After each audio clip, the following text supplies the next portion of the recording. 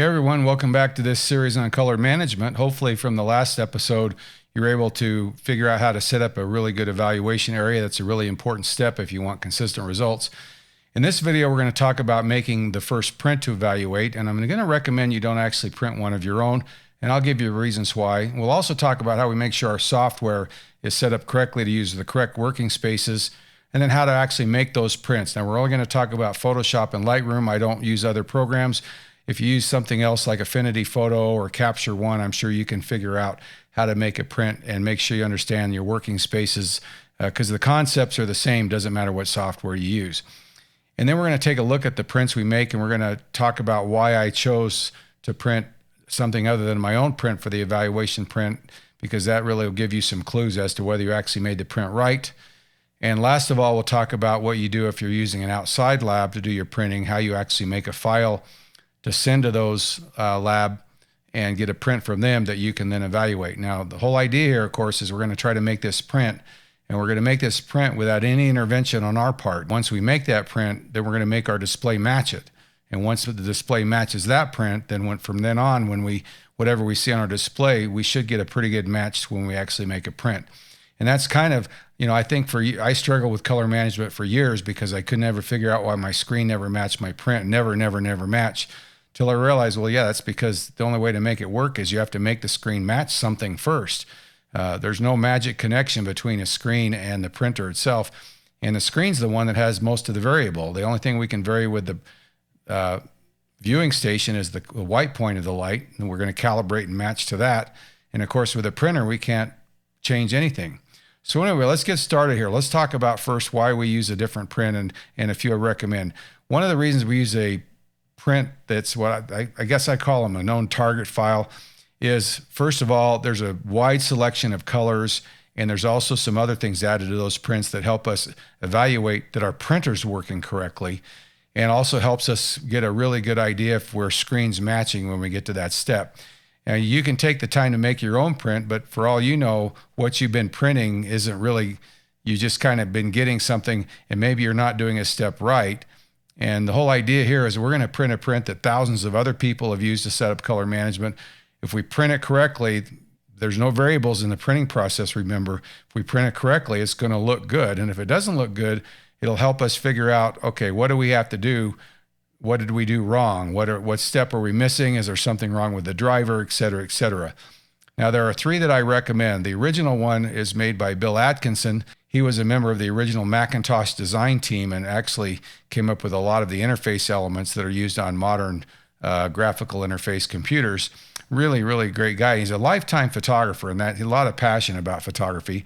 I was fortunate enough to ride in a van with him for, I don't know, was at Death Valley, and it was probably a 50-mile ride to where we were going, and it was pretty cool to talk to him about some of his experiences. But the thing about Bill is he's really a expert on this. Originally, he was one of the pioneers in the whole thing. He actually set up, when he started printing some books, he actually went to Japan and helped set up color management for those people. Epson, with their original 9600 printer, they had him make the profiles for them because they didn't really know what they were doing back then. And so his target's been around a really long time. And of course, that was my default target. But recently, a person I know was able, in a workshop with, really smart guy, Jack Flesher, took some of Bill's images and then made a modified version of his file. And this has now become my standard one here because it has a few things added to it that are actually pretty useful. And we'll talk about those when we actually see this print. This is the one we're going to print. And the third one you might choose to use is the one made by Andrew Rodney. He's known as the Digital Dog. He's probably the leading color management expert as far as photographers are concerned. Written many, many pieces for magazines like the Professional Photographer magazine. And color management, color science is his field of expertise. And I don't like his as well, just because I've been using the others for so long. But any of these are good choices. They all have what you need to be able to evaluate and dial in your display to give you that match we're after. I've got links to all of these in the description box below where you can download these files. You want to go download one and have it available. And then what we're going to do is we're going to jump into Photoshop and Lightroom and make sure we're set up correctly. And we're actually going to print those. Okay, so let's jump into Photoshop real quick. In Photoshop, what we want to make sure, this is the Jack Flusher image I've got opened up. Under the Edit menu on the Mac, and I'm not quite sure where this is on a Windows computer, but it's basically the same thing. You're looking for a thing called Color Settings. Now, Photoshop will default to sRGB as the RGB working space, and I'm not sure why it does that. I'm not sure why Photoshop doesn't ask you what working space you want to use, and why they do that, I don't know. But what we really want to do is we want to make sure we set that to Pro Photo RGB. I've explained that in previous videos. If you haven't watched those, you might want to go back. We want to make sure under our color management policies that we preserve embedded profiles under RGB. What this means is if we open a file that's in Adobe RGB, we're going to preserve that. We're not going to automatically convert it to Pro Photo RGB. But then what we're going to do is we're going to go down here and we're going to make sure all these check boxes are turned on.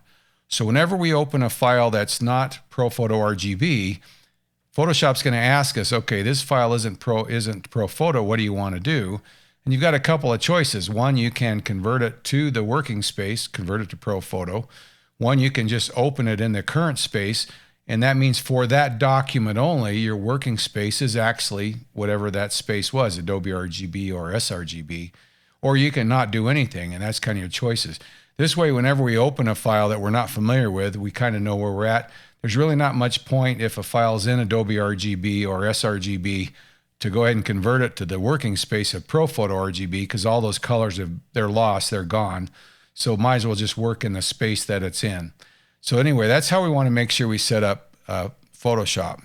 Now, if we want to print this file from Photoshop, we're going to go to our Print menu.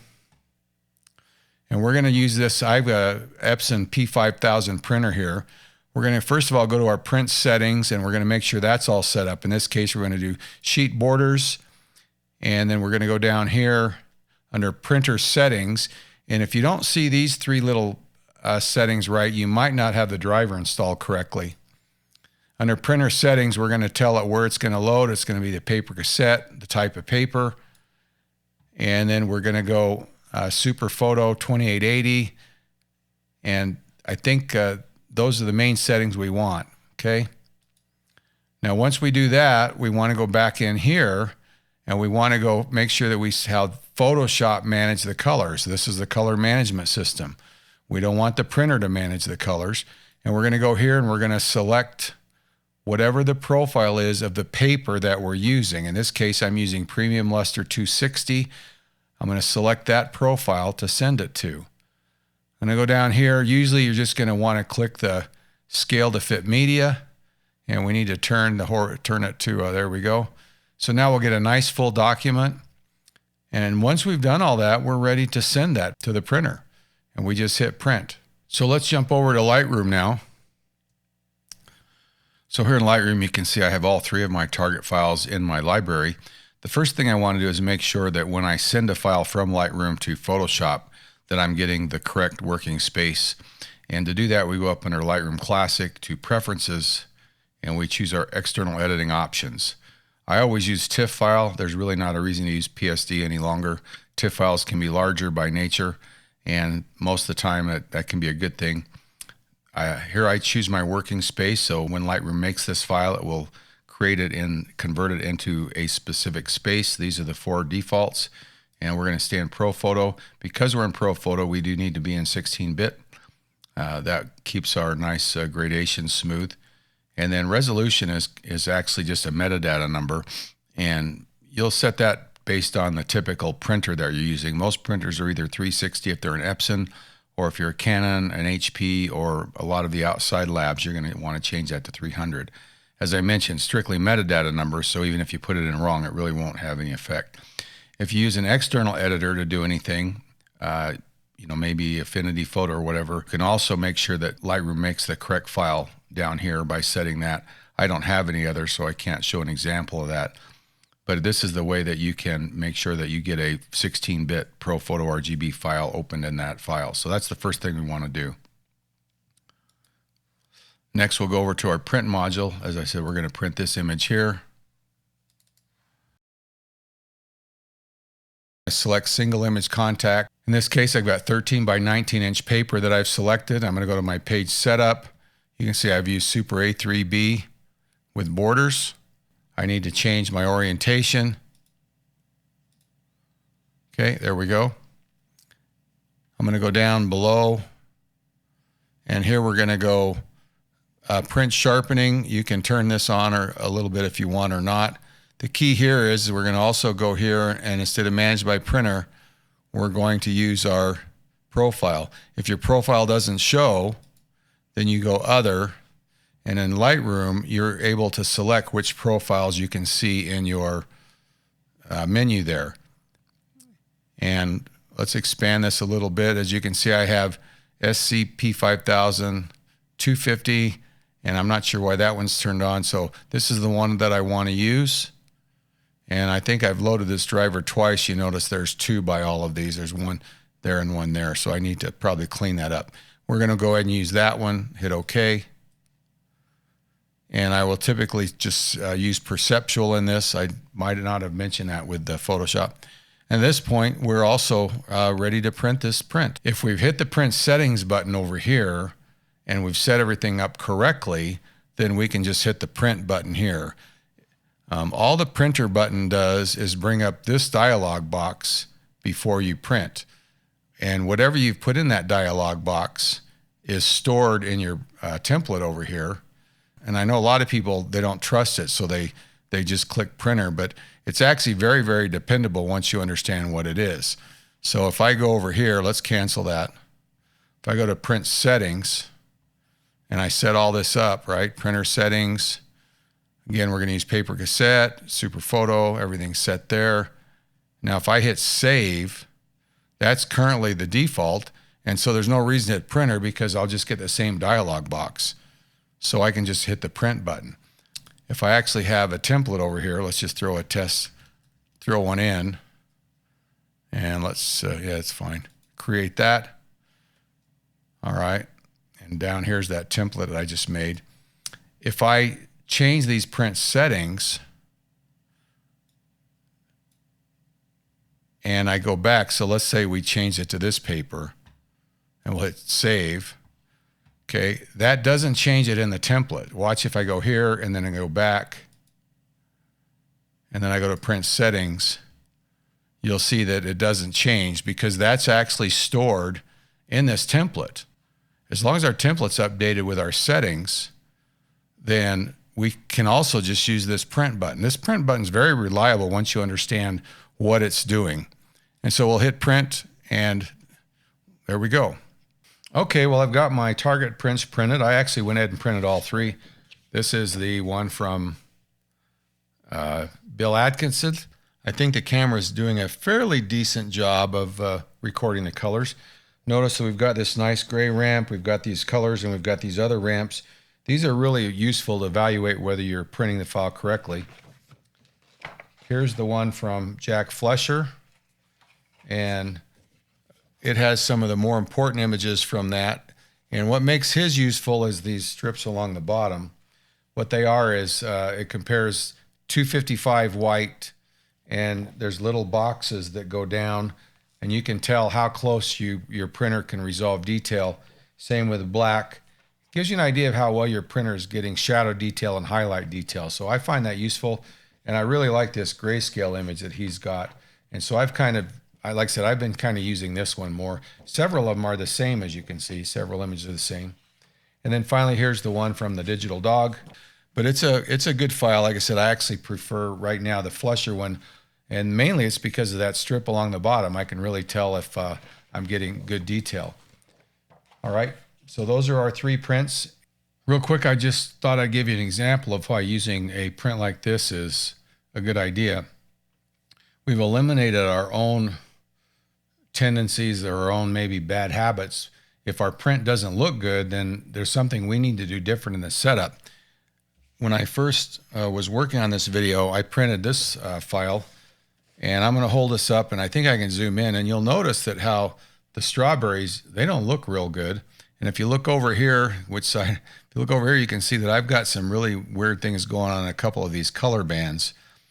And so that told me that, okay, I did something wrong because the strawberries should look a little redder than this. And these color ramps should all be smooth. And so what I did was I reinstalled my driver. I have a Macintosh computer, and once in a while the Epson driver just gets weird. Sometimes it's because there's a new system update. Usually just reinstall it and it fixes it. So after I reinstalled it, I printed the file again, and you can see the difference. In fact, maybe I can actually hold them like this. You can see the difference in both the color ramps and those strawberries. These strawberries look, the bottom one looks that's what the file is supposed to look like. The strawberries are nice and rich. The yellows are really good. And notice all of my color ramps are now smooth. So one reason you use a file like this is if you don't get good results, then there's something in your setup or in your printer driver or something like that that you need to kind of resolve. Now we want to just talk about, what if you use an outside lab? How do you get those printed? So let's jump over into Photoshop and do it from Photoshop first. What we want to do in Photoshop is we want to make sure we convert it to whatever color space our lab is expecting from us. So in this case, we're going to go ahead and convert it. The first thing I'm going to do is I'm going to convert it to an 8-bit file. All right, and now I'm going to go down here and I'm going to say convert to profile, and I'm going to say sRGB. I'm assuming that most labs are expecting an sRGB. I have used black point compensation turned on and hit OK. So now we've converted it to that. So I usually export this, and I will generally go export as, so I make sure all the settings are right. I'm going to use a JPEG. I'm going to go ahead and set this to 3000 because I want an 8x10. It'll be a little skinnier than that. All right. And then I'm not going to convert it to sRGB because I've already done that. But I am going to embed the sRGB profile because the lab, when they load this file, it should read that as the profile. And I'll hit export, and I'll save that file somewhere.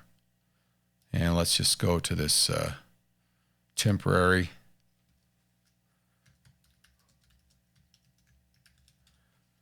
And now if we go over and look at that, here's our file. And there it is, all ready to go. And all we've got to do is submit this to our lab. Most of the time, you submit it using Rose software. It should be ready to go. And what about from Lightroom? My favorite way to do it from Lightroom is to just find the file. And we're going to go File. We're going to go Export. And typically, you might have a preset done. We're going to pick this one, but we're going to change it. We're going to change the long edge to 3000 pixels. Okay. We're going to convert it to sRGB. We're really not converting it because it's not in a output space. Lightroom is working in ProPhoto RGB, full gamut. It's kind of a modified version of it. And then whenever you export it, it will make the conversion to that smaller space. So I'm going to leave the quality to 100, and we just have to do export. And here we'll go to, let's go back to temporary files. No problem. In this case, it exported all three. If we go there, then you can see that there's our page, JPEG file ready to send. So all we do is submit those to our lab, and within a day to 3 days, however fast your lab works, you should have a print back. It should look really good. Depends on the technology that your lab's using to print it. You might order an inkjet print from a higher end lab. Most labs are using things like Chromeras and Lambdas and things like that, and they're using photo paper. And then once you get that back from the lab, then you're ready to do your final step. And the final step is the next video. We're going to put this into our evaluation area, and then we're going to talk about how we make a color profile for our display and how we work that profile and modify it to what we see on our screen visually matches that. And once we do that, we're good to go. From then on, as long as we don't mess anything up, our color management, we should get a much more reliable print from what we see on our screen. So I think that's it for this video. If you have any questions, just hit me with a comment down below. I'll try to get the final one out. Now the final one's a little technical, a little bit of a hard time. I'm going to try to actually set up cameras that show my display and my viewing area and try to accurately show the difference I'm seeing in color. And if I can do it right, you'll actually see the process work pretty well. Don't know if it's going to work or not, but I think you'll understand the concept. So make sure you hit the subscribe button down there and hit that little bell, so when I get that final part, that's final part of the series done, you'll be notified. Thanks for watching. Till next time. See ya.